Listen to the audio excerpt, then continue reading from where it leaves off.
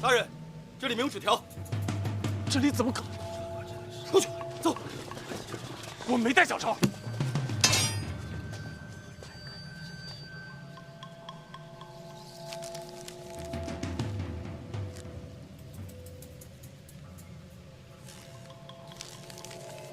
这是什么？胆子真大呀！是不想考的呀？回大人，学生不知，学生当真不知此事。我作证，杨雄才学非凡，绝不会有此等卑劣之行。叫什么名字？哪里学子？学生杨万里，泉州人士。杨万里。正是。小范大人，这不是你的门生吗？范闲跟他们见过面。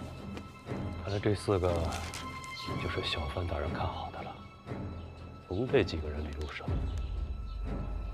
4个都下手。那就过犹不及了。挑一个。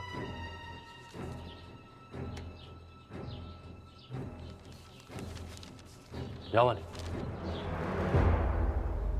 小范大人的学生不是，这该如何是好啊？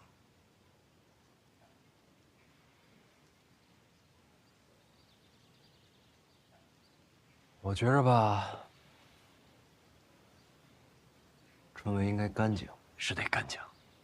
那就按规矩办。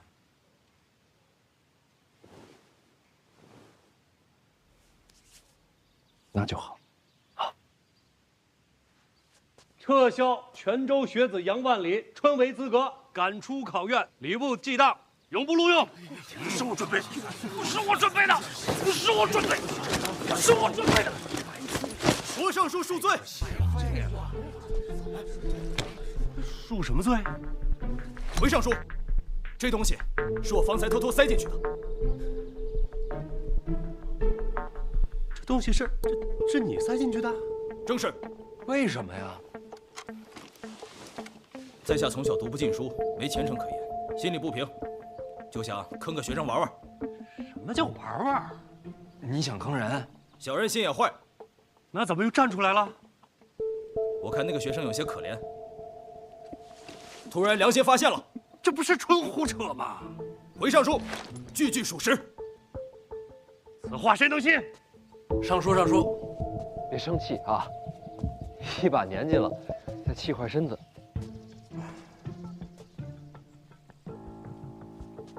小人好惭愧。你先闭嘴。好嘞。小范大人，杨雄绝不是这种人。郭尚书，礼部的规矩我确实不懂，能不能多问一句？请讲。您刚才说要把这考生逐出考场，礼部记档。正是如此。那这罚的可够重的。请问他犯什么错了？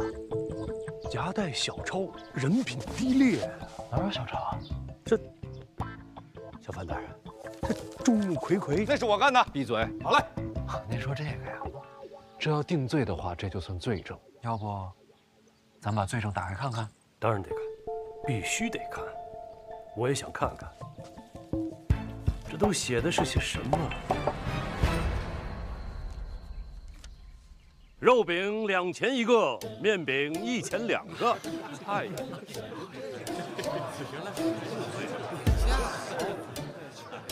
这饼价也是圣贤定的。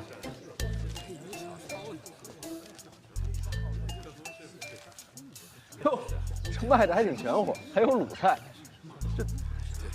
既然是饼价，为何藏于篮中？这篮子里装的什么呀？这篮子里装的才……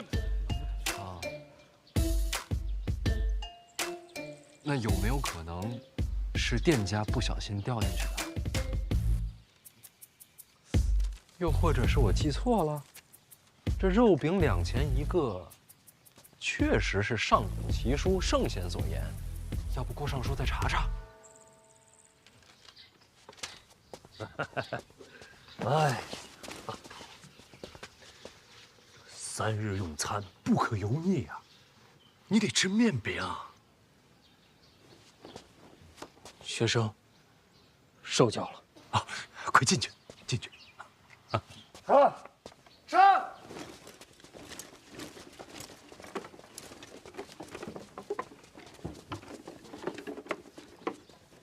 又是怎么回事？回大人，我睡糊涂了。胡闹！春闱稽查何等大事，罚你1个月俸银。小人认罚。郭尚书觉得呢？小范大人，这边的事儿您多费心，我还得去考卷那边看看，累呀，闲不下来，闲不下来。郭尚书辛苦，郭尚书好走。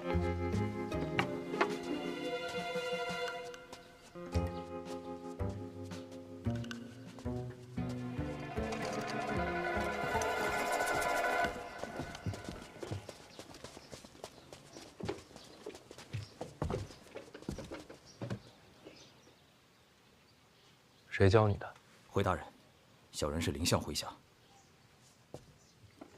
林相的意思，春闱若有麻烦，小人替大人接了。你自己的命不要了，用兵一时。回去转告师伯，回沪的心意我领了，春闱的事儿我自己接着。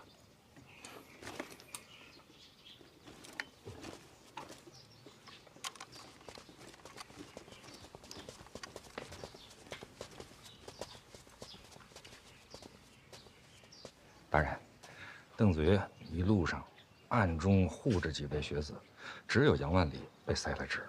谁干的？谢必安。那就没错了。郭征是老二的人。我这不是被挤进去了吗？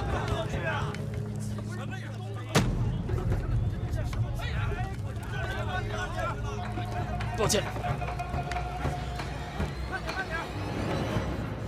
郭征手段可是够恶毒的。这才刚开始，还有3天，咱们好好陪郭大人玩玩。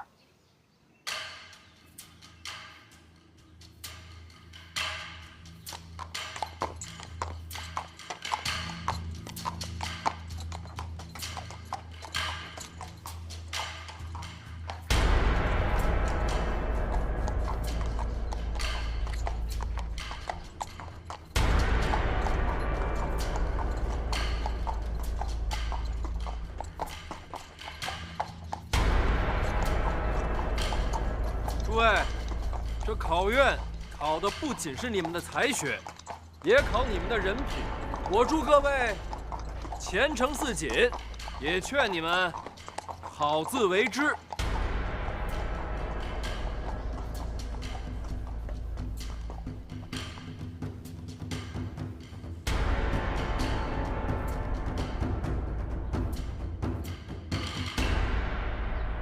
时辰到。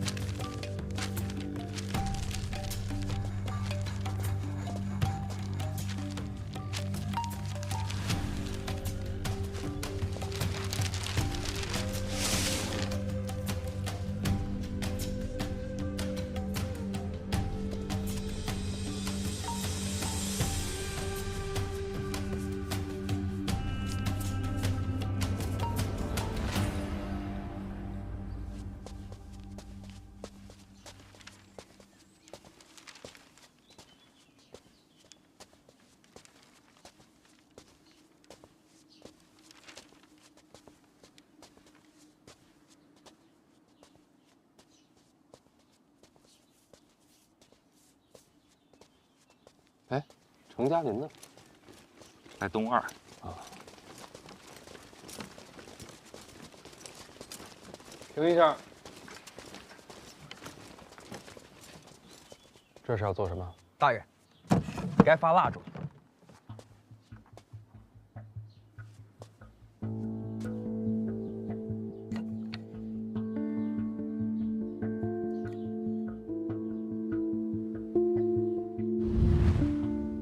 小范大人如今声名玉隆，权势滔天，对你弄点小麻烦，影响不大。想要你身败名裂，必须是大麻烦，而这第一件事就是火。考院内由礼部向各号房分发蜡烛，以职责而论，这件事必定由你经手。众考生挤在一起，若蜡烛动了手脚，什么后果？火灾。若几间号房同时起火，搞不好就是一场惨剧。想要毁了你的前途，就得要这么大手笔。我有耳，先别发了。别发了。考院巡查防火一事是重中之重，而郭忠在这册子里却轻描淡写，一笔带过。我猜，这就是他给大人设的陷阱。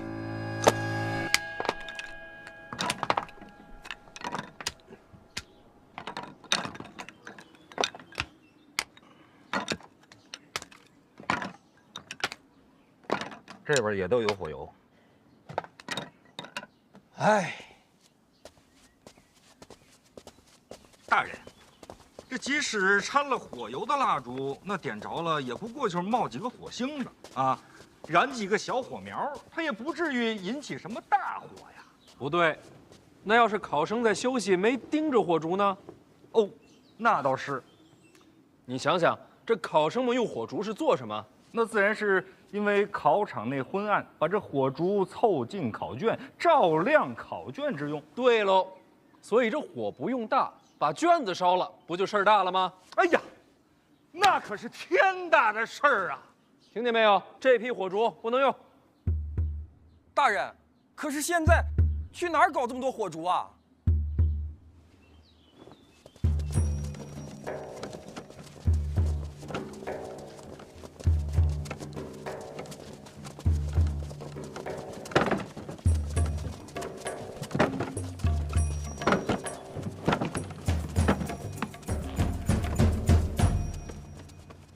？3日之内，所用火烛皆由监察院提供。还有啊，把这个麻烦转交给尚书大人。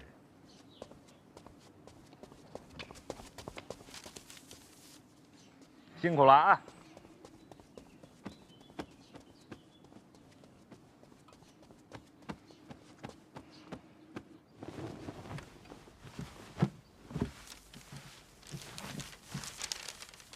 入库账册什么意思？监察院的人说，我监察院为考生们提供火烛，此乃大善之事。但是呢，咱们在商不是，在官要严官啊。最重要的事情呢是要守规矩。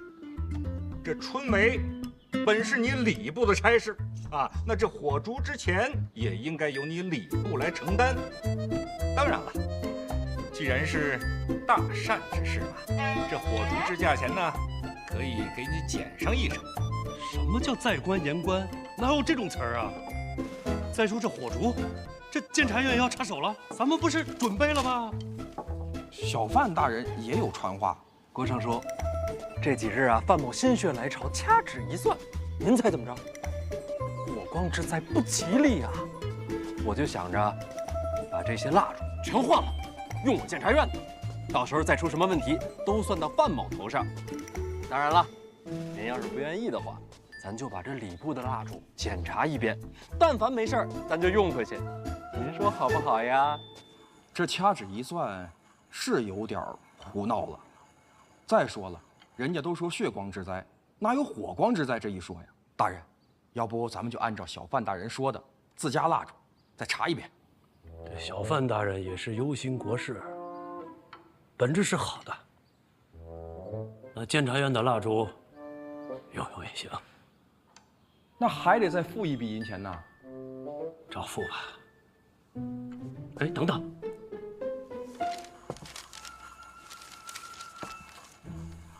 这不是说好少一成吗？这怎么比原价还贵了？还有运费呢。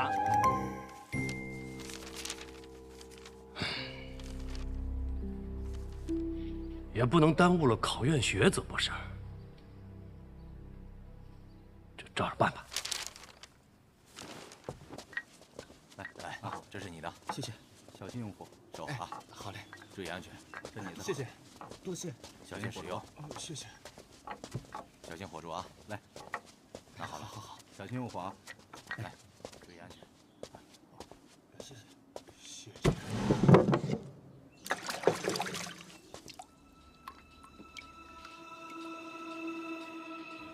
除火之外，还有个水。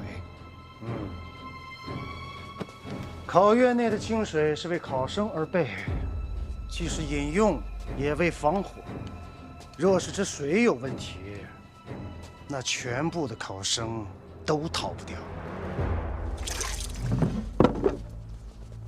大人，这水里有毒？那不至于，那就好。水放了很久，已经腐坏，绝对撑不过3天。按大人的吩咐，医术的水缸已经抬过来了，全换了。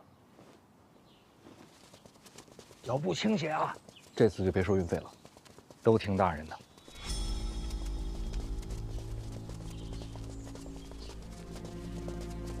大人，这火烛的事儿，咱不给他弄大了。几只火烛被动了手脚，算不得什么大事。这种麻烦要等大火起了才算致命。那大火要是真烧起来，那就全完了，可不是吗？那他们就不考虑考虑啊，这些学子们的性命吗？你觉得呢？真奇了怪了，他们平时还有脸说什么父母官、父母官？我本来觉得自己心够狠了，没想到他们才是高山仰止。哼，这种高山呀，垮了才好。再想想，还有什么疏漏？水火咱都排除了，衣食住行、吃喝拉撒，这吃喝呀，都是考生们自己带的，他们不可能一一去做手脚。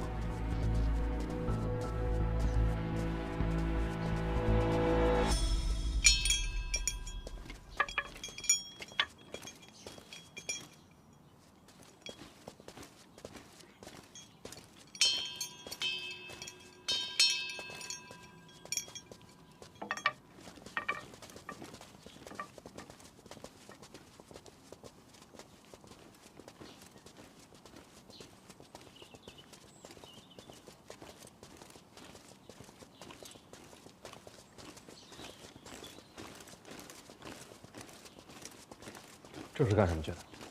这是出大宫去茅房的。不是隔间里边都摆了马桶吗？以前是都用马桶，可是毕竟这考成为3日，气味难闻，影响这些考生的发挥，后来就都改成去茅房了。这就是避不开的地方。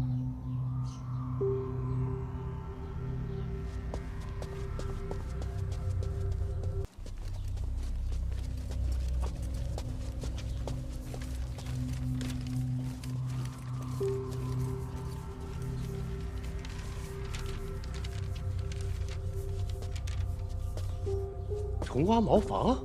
是啊，又是小范大人的主意。大人，这确实有点莫名其妙了。就说人手不够，来不及。他从监察院医处调的人，根本没找咱们。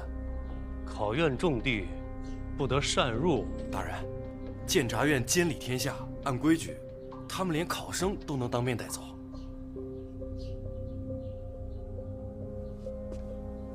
那你还跟我说什么？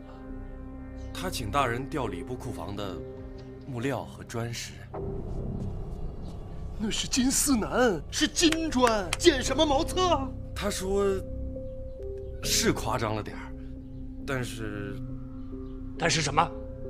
但春闱有礼部操办，人他可以出，材料得由礼部出，这样才叫不违律法，不犯规矩。啊，去下去！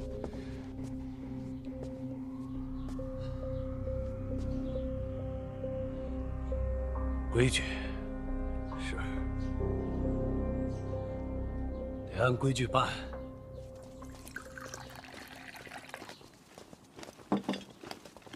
当然，老邓他们新修的茅房修好了，绝对不会影响氛围。大家辛苦了。这想起来就后怕呀！啊，你说他们多阴损呐！啊，在这茅房里边加火油，这天黑下来，啊，学子们拿着他们给这蜡烛，但凡一个不小心，那就是一场大火呀！老王啊，你可能不知道，就那种地方，不光着火，它还能炸。你说这地方它要是炸了，那不得在史书上啊浓墨重彩的写上一笔：某年某月某日某时啊，由范闲范大人主持的春闱啊，众学子葬身于。这多丢人呐！这个。还有3天，无论如何，我会护住他们安全。他们的命，父母官不在乎，我在乎。父母官不想保，我来保。哎呀，可惜，您为他们做了这么多，他们却全然不知啊。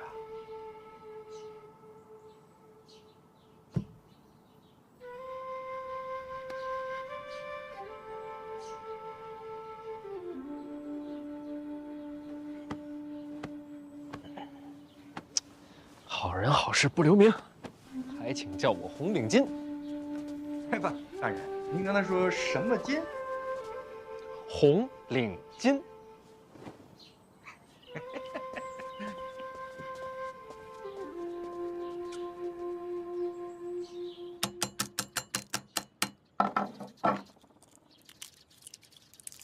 蜡烛和饮水都换了，连茅厕都现搭了一个。郭尚书还收买了几位考生，3日内找法子再构陷范闲就是。不用了，不用了。水火不起，终无大事。范闲这圣恩啊，没有几10条人命，压不下来。好歹也敲打敲打。既然敲不死，何必枉费心机？让郭征收手吧。可惜了这上好的机会。这事儿啊，有蹊跷。郭征的手段换我，搞不好也要被坑了。范闲奸诈？不是。这些细碎小事，也只有礼部打磨多年的老人才能够瞧得清楚，要不然谁会查看蜡烛饮水呢？礼部有人帮他。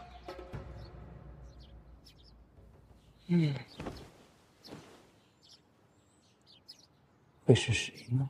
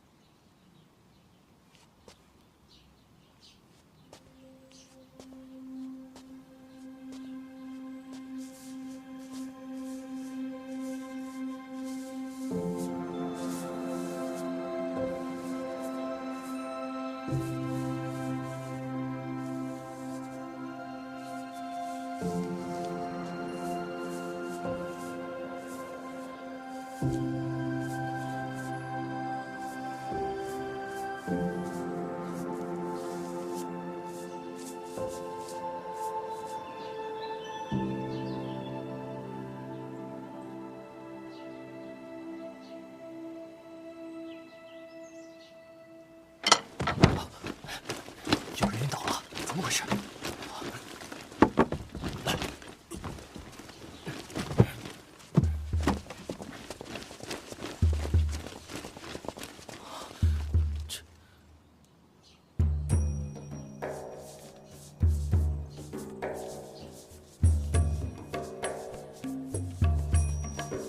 收卷！这小范大人做事啊，确实细致，监察院都来帮手。哎呀，这3天是滴水不漏，毫无意外，可喜可贺呀！我也早就看好小范大人。郭尚书慧眼识珠啊，礼部有了郭尚书，便如大旱遇甘霖，枯木又逢春呐。卷子收上来了，哎，一切顺利。接下来就是无名誊录，哎，绝不出意外，尚书大可放心。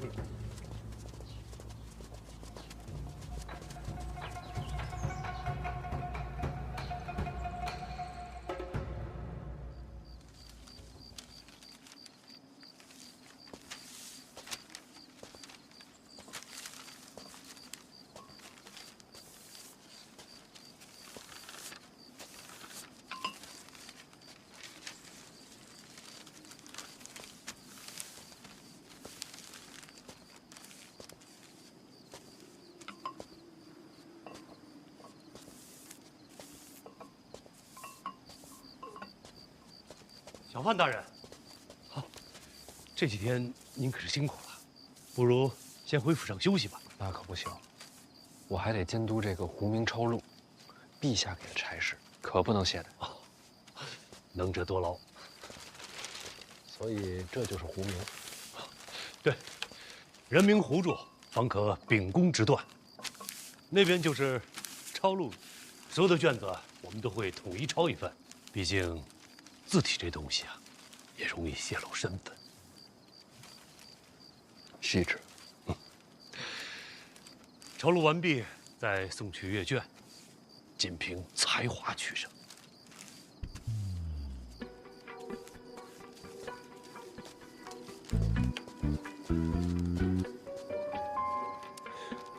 我要是想做手脚的话，该怎么做呀？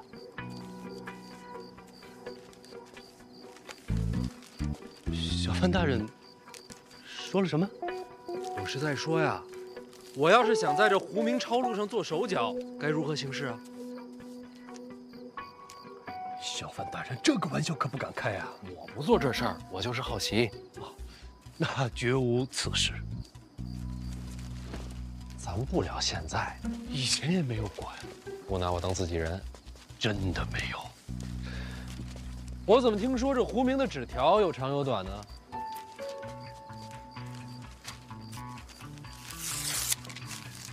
长短不一，也是标记。那边抄录去对吧？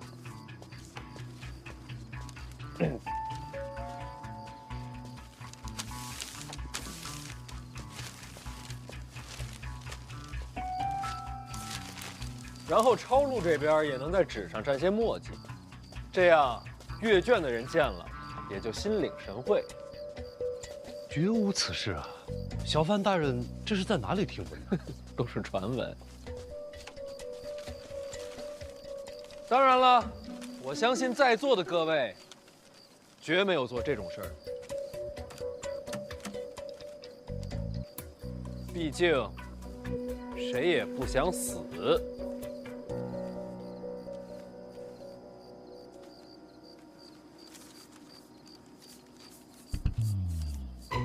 开个玩笑，各位好好工作，我学习学习。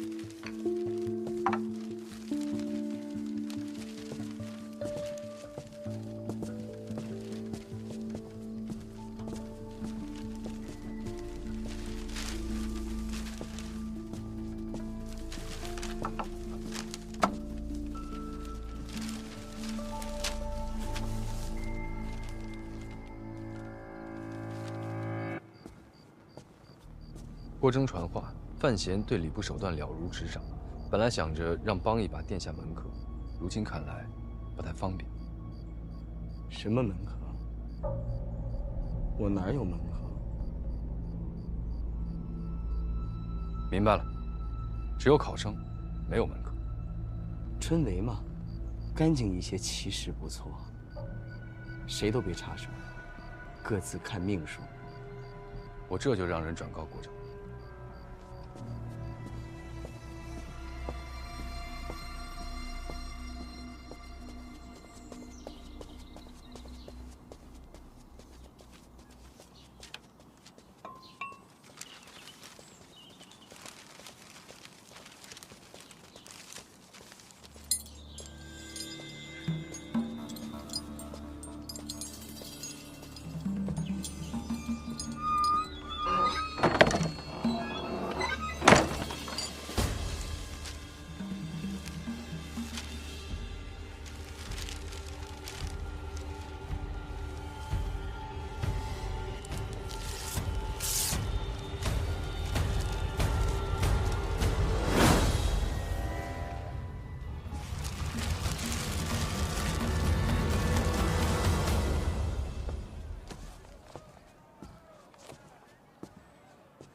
师兄、杨兄，怎么起这么早？哈，习惯了，这时辰一到就睡不着了。师兄，都考完了，怎么还看书啊？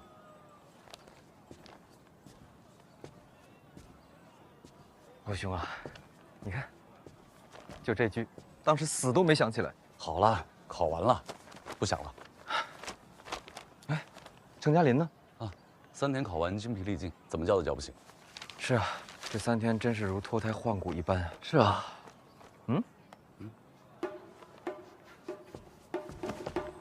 师兄，你有些奇怪啊。侯兄，什么味道？你好香啊！师兄好鼻子啊！又有吃的，当然。侯兄真的是有心。鸡呀，烧鸡哎！你哪儿来的？昨天晚上就备好了，本来想着咱们考完啊庆祝一下，结果你们3个睡得跟死猪一样。多谢侯兄这些时日以来的充饥之恩，千机散尽还复来。侯兄，小范大人的诗不是这么用的。好了，赶紧吃吧，快馊了。来，我来分。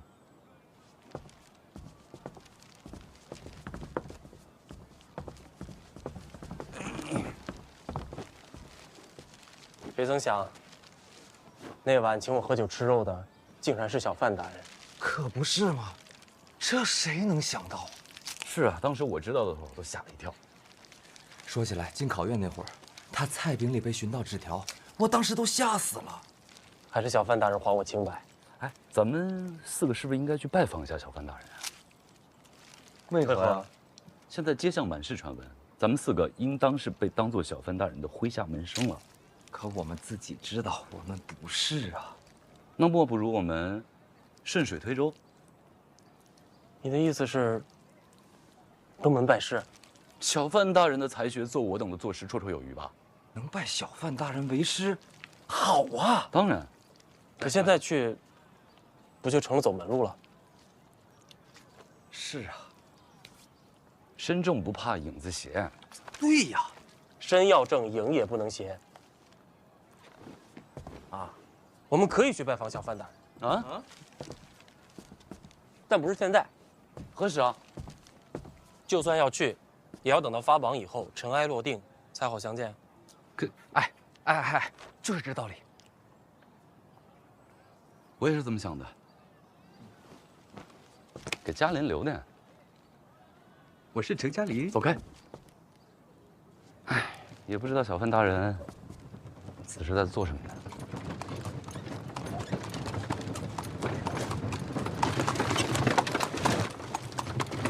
大人几天几夜没回府了，家里人都惦记了。那不行啊，这阅卷我得盯着，想要干净啊，就得费心。这回全完事儿了吧？几日辛劳，阅卷审完，现在就等放榜了。这一次啊，别的不说，称得上干净、公平。同福客栈那4位怎么样啊？石产力落榜了。啊？大人没帮着给？公平就好。其他那3位呢？不出意外的话，那3个人应该都在榜上，尤其是杨万里，文章不错。嘿，大人这眼力啊，那就是超群啊！一共见了4个，这就中了3哈。要早知道啊，王某也应该去考上一考。兴许就着大人这鸿福啊，王某还……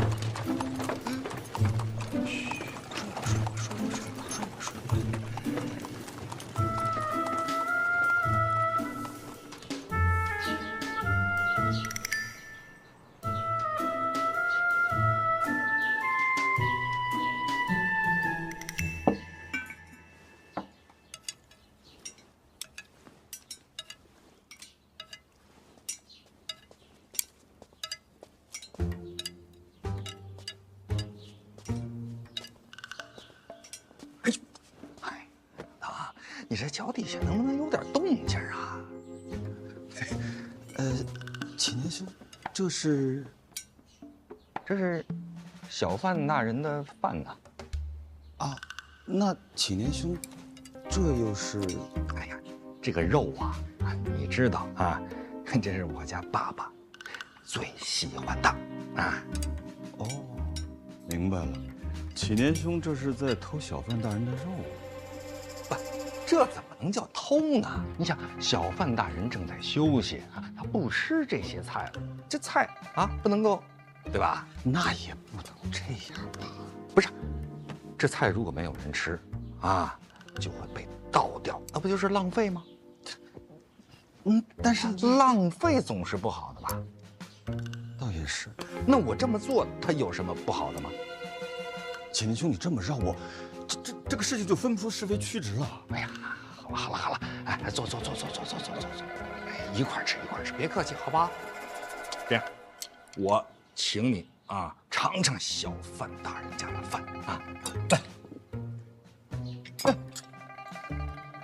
来尝尝啊，这个肉呢，啊，给我家姑娘留着，咱们把这个麻烦的啊有刺儿的鱼，咱们把它吃啊，来，那可是启年兄，你让我吃的。哎呀，我让你吃，哎，你尝尝这鱼眼睛啊，你平常看文书看的太多，补一补眼睛。哦，哎，即是，那我就尝尝，怎么样？鲜美。哎，好吃不好吃？好吃，自然是好吃，要不然你看我都长胖了。哎，你再尝尝这个啊，启年兄，小范大人，这还要睡多久啊？哎，你有事啊？是，这不是礼部那边嘛？这个会试的榜单已经下来了，按照规矩放榜之前，得咱们先过一遍。院长看不就完了吗？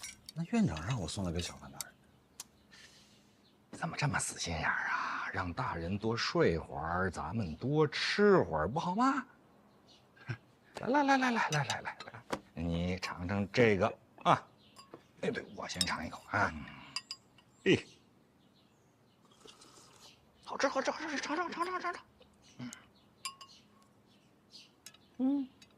味道怎么样？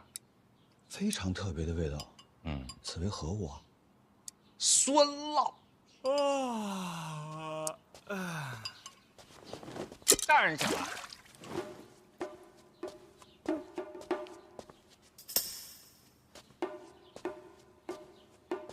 没事，接着吃呗。你看我干什么？老王也别装傻，嘴上酸奶都没擦干净啊！大人何为酸奶呀？有事儿啊？哎，这是会试的榜单，院长让我送来的。你们吃你们的。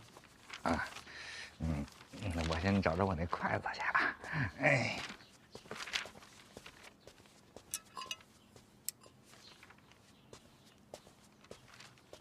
行了，你接着吃吧。哎，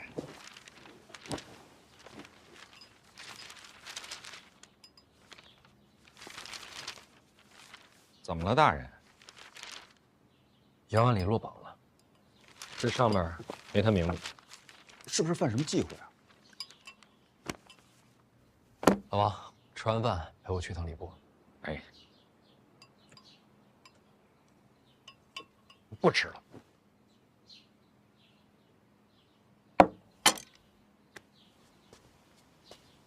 哎呀，你就别跟这儿绕了。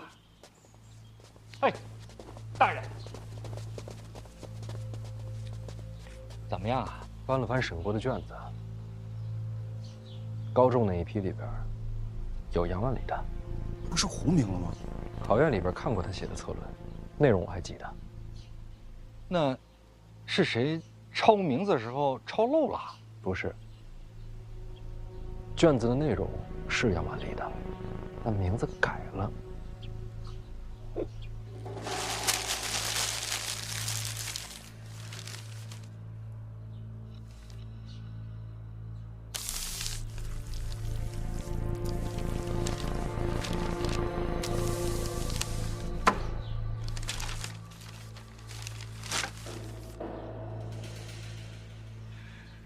要个公平，这么难吗？这得查呀，大人，看看是谁顶替了杨万里。不用查了，这名字我认得。认呐？到时候这几个名字帮我扫一眼。殿下是想要我做什么？抄录的时候什么都不用做，就足够了。顶替杨万里的名字就在其中之一。太子门生。敢问大人，除了他还有没有其他人？就他一个，除他之外，其他名次一切正常。大人，一定要慎重，一定要慎重。二殿下已经与您心生嫌隙，此时如果再与太子交恶的话，此事要好好想想。不用想了，我这个人说了话就得算。什么话？这届春闱要干净。老邓，你带医处的人把这儿给我围了，没我的手令，谁也不许放榜。领命。王启年在呢。去东宫。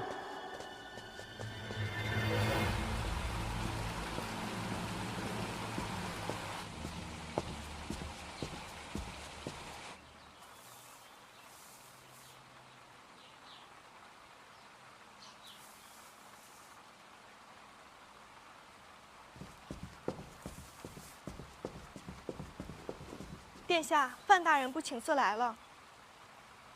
为何不早禀报？快！您要的知医今天也好了，已经在来的路上了。谁安排的呀？您安排的。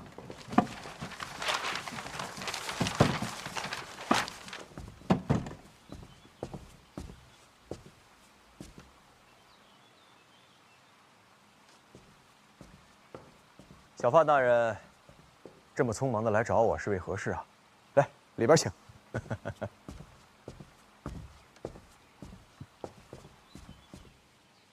原来范兄是为此事而来。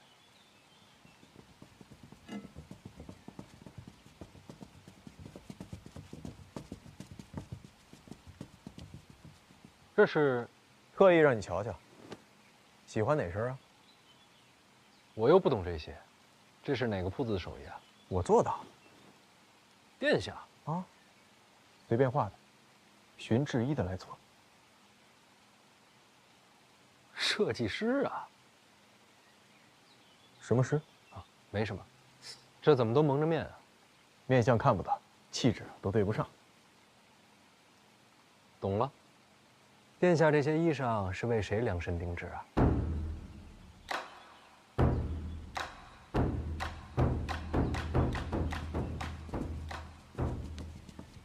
不为谁，瞎胡闹。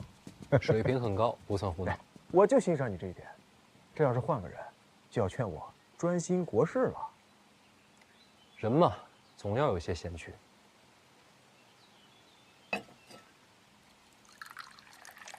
对了，这春闱榜单冒名顶替之人，的确是我门生。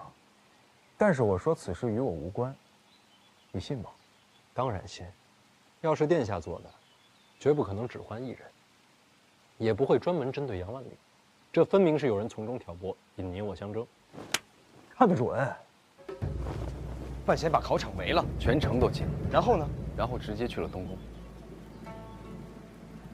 难道是太子在榜单上动了手脚？太子可不傻，奇了怪了，陛下都开口了，谁会在这个时候动春闱？除了我二哥，还能有谁呀？不像是他的手段，太直白了些。是谁可以慢慢查，但是眼下最重要的是如何收尾啊！好歹是我门生，不如将错就错。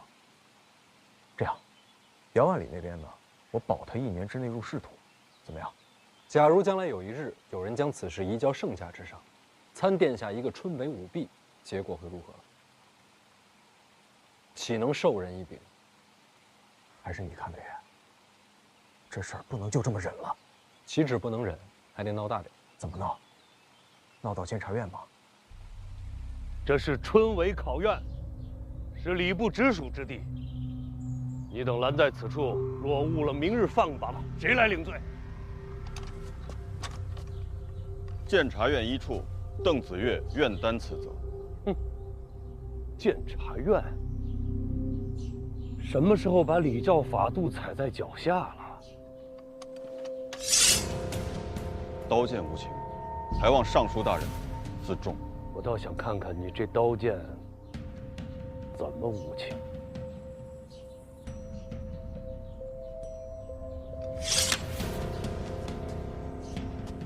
诸位同僚，我一处经年守礼，了然人情世故，可是监察院有必要了然人情世故吗？咱们手上这把刀可不是摆设。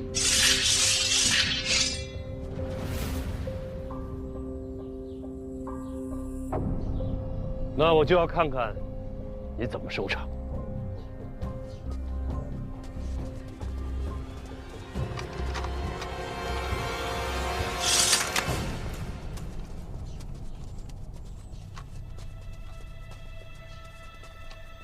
诸位同僚，小范大人为众生封考院，此等风范天下少有。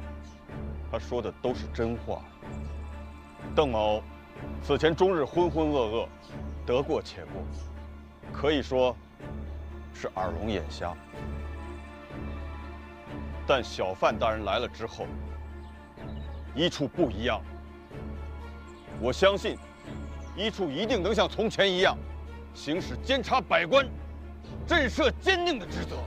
故此，邓某此生决计追随小范大人，还请诸位同僚此后行事对得起身上这身官袍，对得起大清。对大清。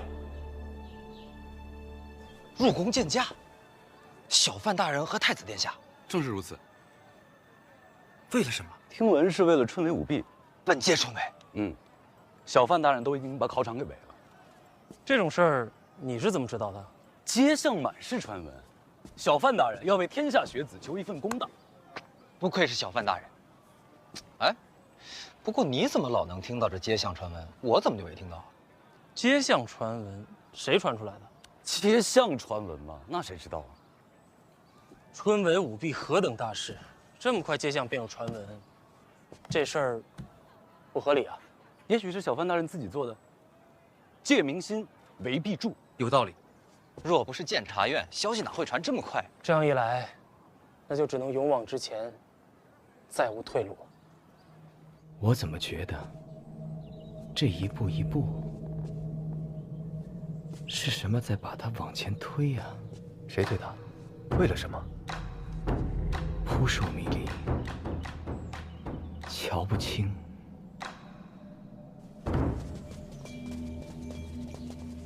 侯公公呢？回大人，陛下那边走不开。贵姓？可不敢言贵，小人红烛。年纪轻轻就能替侯公公当差，前途不可限量啊！多亏了简书司戴公公美言。简书司，就是给大人行贿3000两的戴公公。戴公公犯下大错，宫里最后问他谁适合接掌简书司，他就说了我的名字。等等，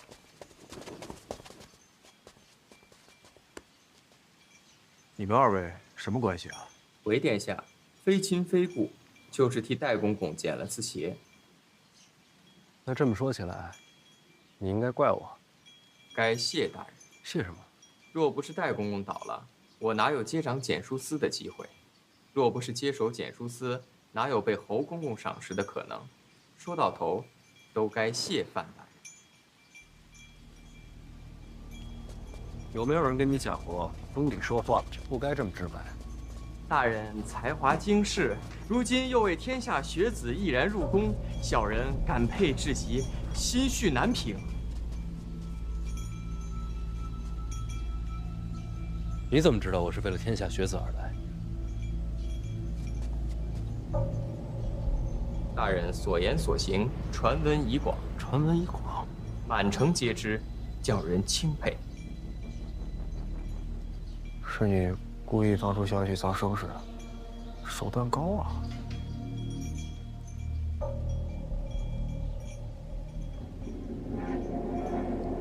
没事了，带路吧。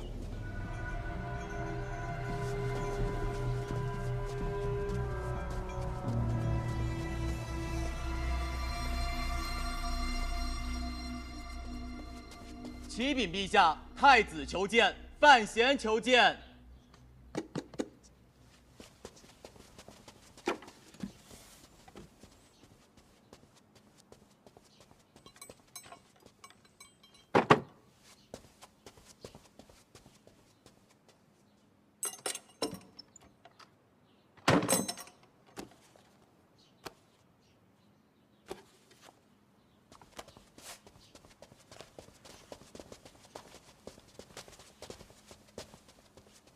儿臣见过陛下，见过陈院长。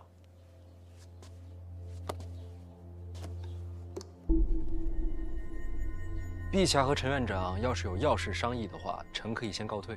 没有商议，送东西。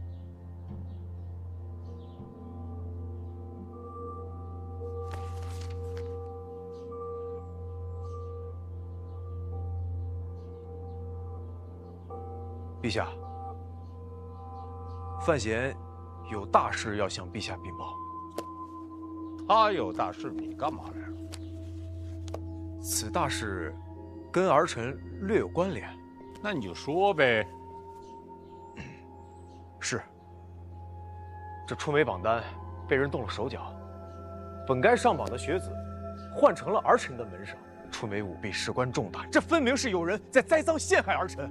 儿臣委屈啊，所以儿臣以为此事应该严查。你觉得呢？陛下，臣觉得此事荒唐啊。范闲，春闱稽查是你领的差吗？是我的差事。那你就应该把这个差事办完。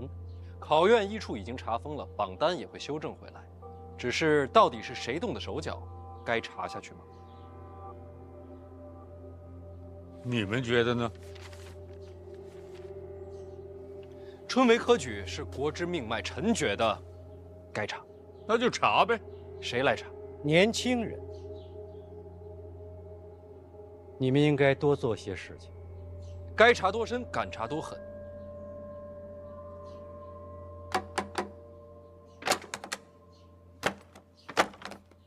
这些都是5年来举证春闱舞弊的折子，到现在没有结果。为什么？大事化小，小事化了，没人敢查呀。因为查出的结果牵扯多少人啊？到底该查多深？该查多狠？该查多严？不敢呐，到现在也没人敢查。臣胆大妄为。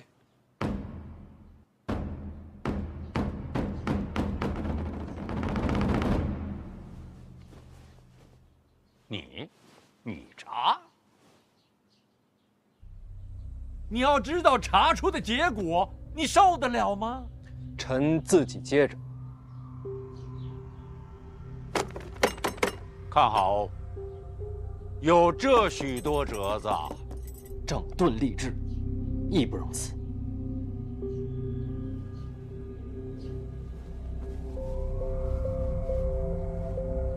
查。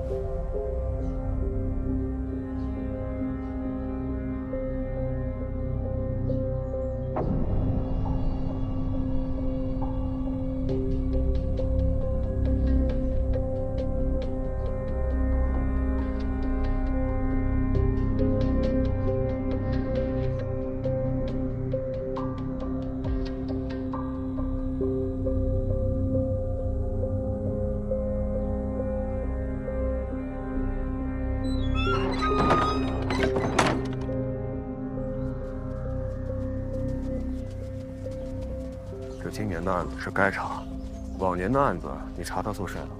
赤胆忠心呢？啊！不查不行啊，殿下。这台阶也起了，名声也立了，没退路了。你的意思是说，陛下和陈院长想让你查？谁说不是呢？不差事，得罪人。我得罪的人还少了。哎，你不容易啊。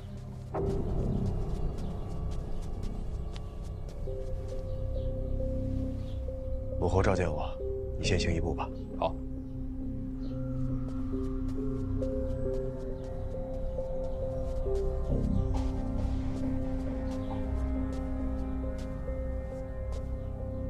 方才多谢洪公提醒。借一步说话，请。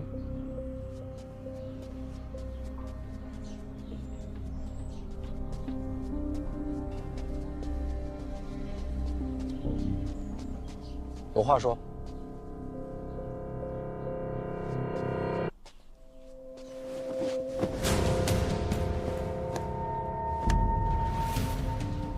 你这是哪出啊？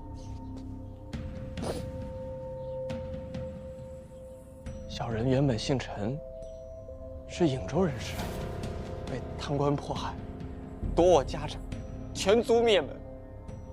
小人侥幸逃得性命，无处可去，才入了宫。哪个贪官？就是如今的颍州知州。颍州知州。恩公惩贪除恶，如今这贼人依然抄家入狱，被判了斩立决。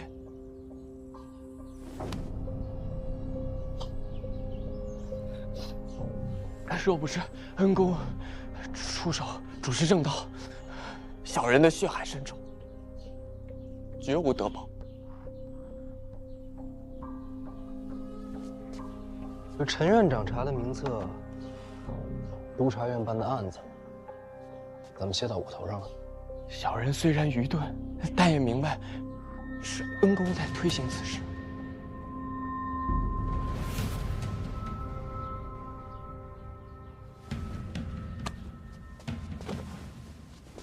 我不信。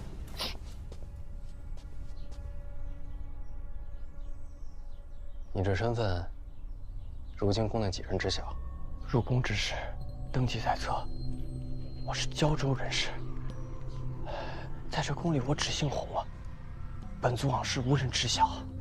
红字怎么来的？入宫时遇到一位姓洪的老太监，对我有所看顾，我便也姓了洪。